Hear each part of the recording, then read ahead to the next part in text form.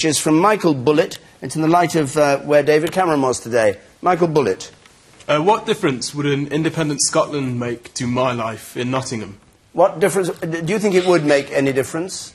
I don't think so particularly, no.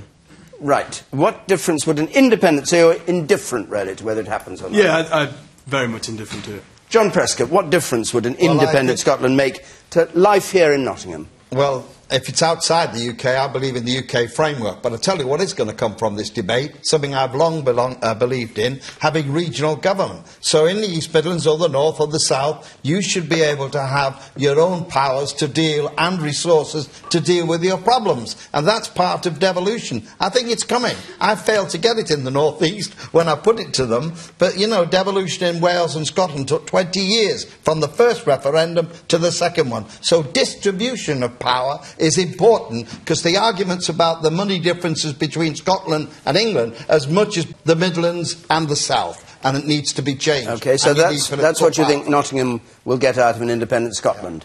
Ken Clarke.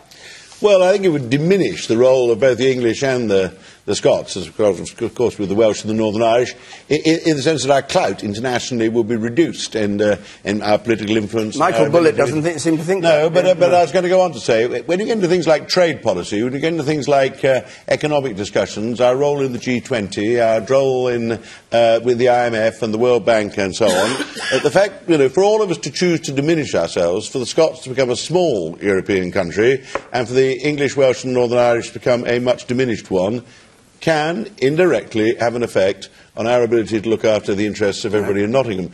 I'd see no point in reviving medieval kingdoms in order to actually make sure that we're all rather smaller on the world stage. And we're in a globalised economy, so it can affect your daily working life. So be very afraid. Owen Jones, are you afraid?